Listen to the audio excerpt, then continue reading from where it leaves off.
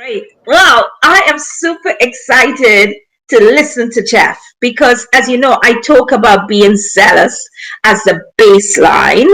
I talk about you actually thinking carefully about how you're going to do it, and no other person is perfectly positioned here, which is Jeff, and he is a success coach. So, Jeff, I am going to sit back and listen to you because you are fundamental to my business alphabet. Thank you so much. I appreciate the opportunity to be here. I want to start by reading an email, and I want you to think what you would feel like if you received this email. Can you hear me fine? I can hear you. We had a little bit of a difficulty, so I'm going to come off and give you the whole platform, and it's great to have you here. Thank you so much. Appreciate it. All right, so I'm going to start off by reading an email, and I want you to put yourself in the situation of how you would feel if you receive this email. It said, Ray, you deserve a D- for your performance today in the meeting, and everyone in the room has the same opinion of that assessment. And this was especially disappointing for two reasons. One, you've been great in previous meetings where the subject matter we covered was the same. And two, you had a specific planning meeting yesterday, and we asked you to focus tightly on culture and portfolio structure because we only had 2 hours to have you cover those two topics. It went on, and I'm not going to go through the full email, but basically it explains the things that he did that made it a poor meeting, and he didn't perform up to expectations. And now I want to explain this too. As you think about how you would feel when you receive that rebuke, when you receive that email, Ray Dalio is the founder of Bridgewater Associates, one of the world's largest hedge funds. This was an email that Dalio received from a lower level employee after a meeting. So I want you to think, how do you think that Dalio responded to this? We'll get to that in a moment. So in business and life, everything we do in leadership is more than just doing the right thing. It's about being the right person. So how do we become a leader that people want to follow? You know, I often think I've been a basketball coach for 20 years, and a lot of the things I've done, I've followed in my brother's footsteps, and I've watched him as a basketball coach as well.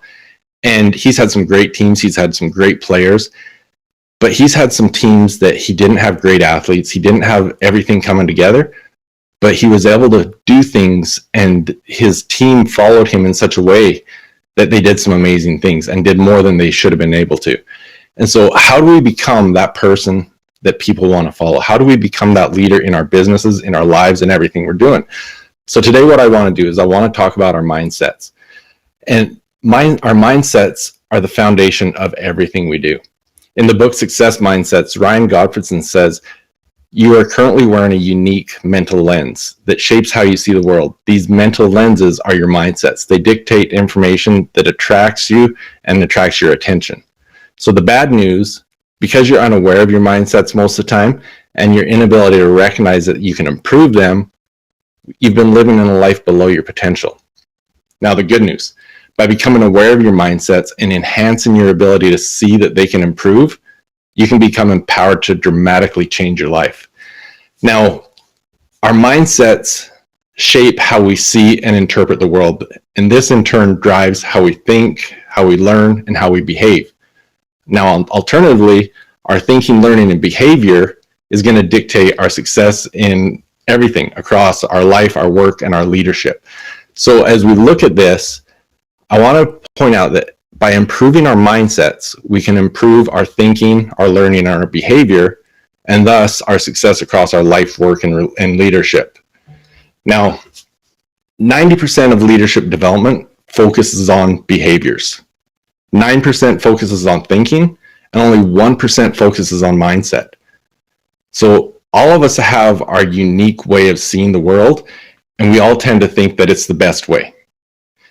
If we thought we could see the world in a better light, we would change. Now, when I first started focusing on studying mindset and really understanding it, most of my experience is studying the growth mindset and the fixed mindset. And it made me realize, without knowing, thinking I was doing the right things, I've done things wrong in the past, instilling fixed mindset in myself and others. I talked about being a basketball coach. I've coached my daughter from when she was right young all the way till she was a senior in high school.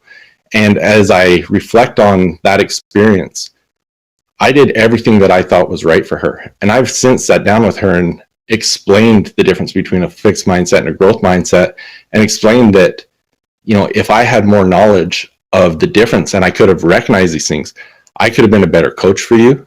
You could have ended up being a better player. So we've got to be able to learn how to recognize our mindsets. So again, in success mindsets, Ryan says it shows us that when we are unconscious of our mindsets and overlook them in the self-development process, our primary means of improving our life, work, and leadership is focusing on pulling forward our thinking, learning, behavior.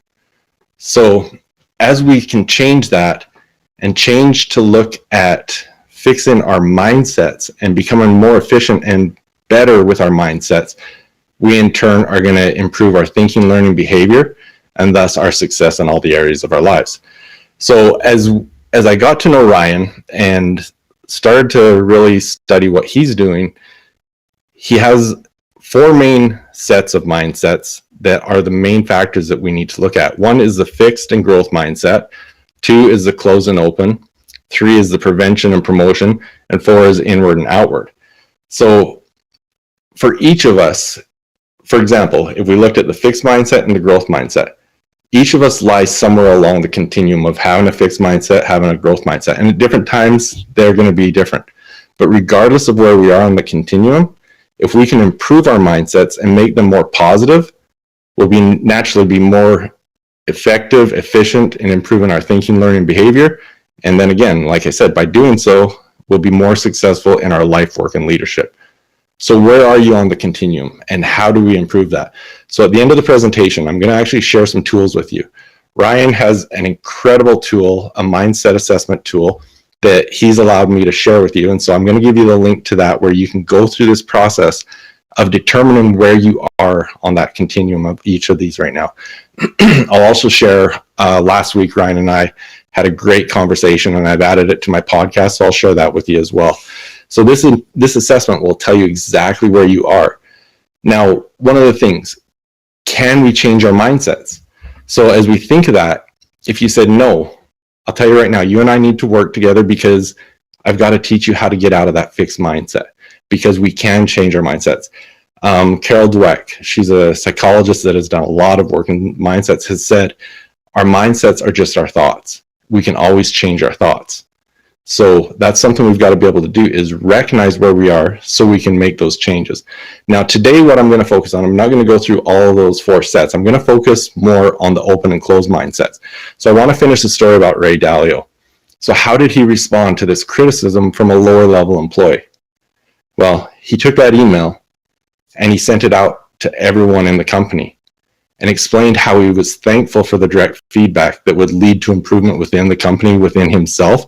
And he wanted to reinforce and encourage the idea of radical truth, transparency, and open-mindedness in all levels of his organization. So when you've got a leader like that, that is open to criticism from a lower level employee, that creates more trust, it creates more openness, and that's what an open mindset is. Now, when we have an open mindset, we're primarily concerned about seeking truth and thinking optimally. We're desiring to find out the truth, and we know that our thoughts might be incomplete, that there might be more out there. And so we're open to other ideas, suggestions, anything that's going to improve what we're working on. Now, with a closed mindset, those with a closed mindset already feel like they have the answers. And the problem with a closed mindset, it's difficult to see that we might need a more open mindset, because we already think we have it. So that's where things like this assessment are going to come in very valuable. So I just want to point a few points out on the open and closed mindsets. One, our open and closed mindsets play a significant role in everything we do in our lives.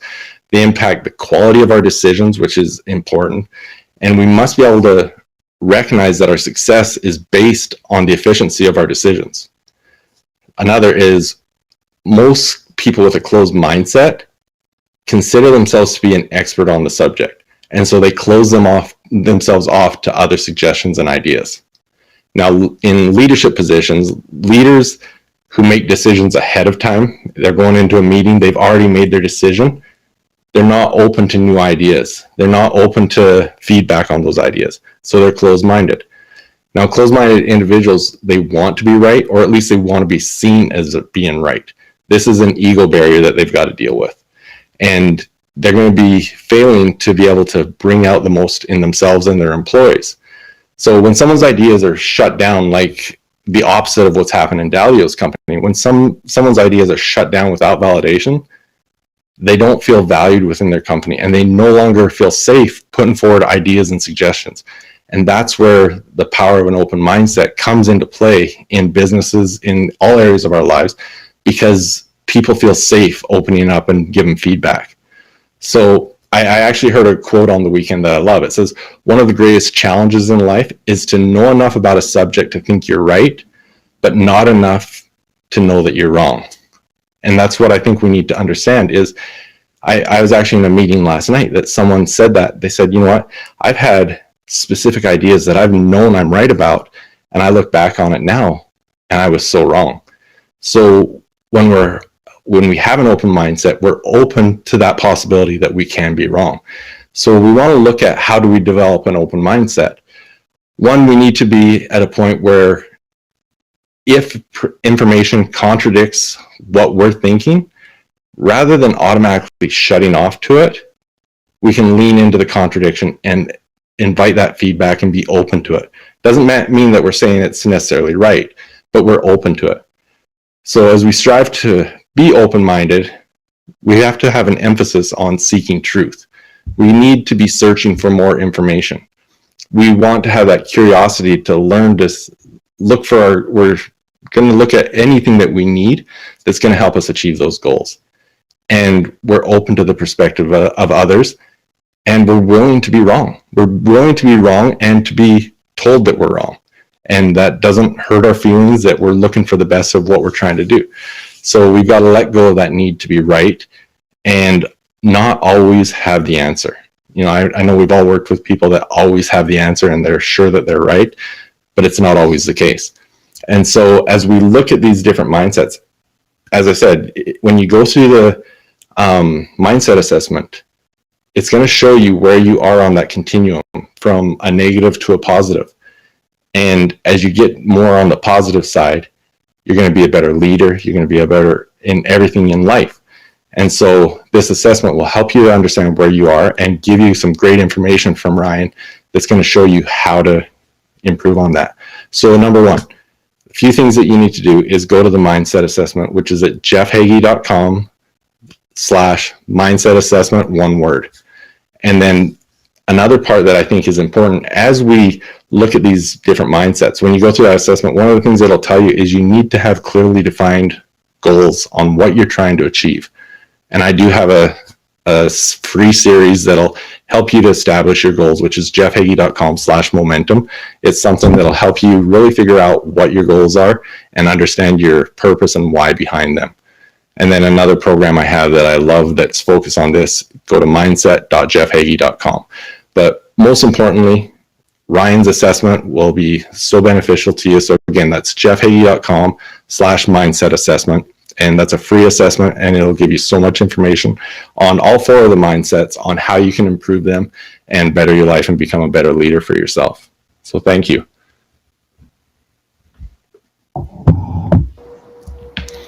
Thank you, Jeff. That was great. Having that mindset, I know sometimes when business owners are going into business, we form these habits, or we try to say, okay, let's focus and get ourselves in that right mindset. So I'm glad that you were able to go through that information today. And I know Jeff personally. So if you have any questions or anything, or you're interested in his program, please get in contact with him, get to the website, and jump on board. Thanks, Jeff. Thanks, Melissa. All right.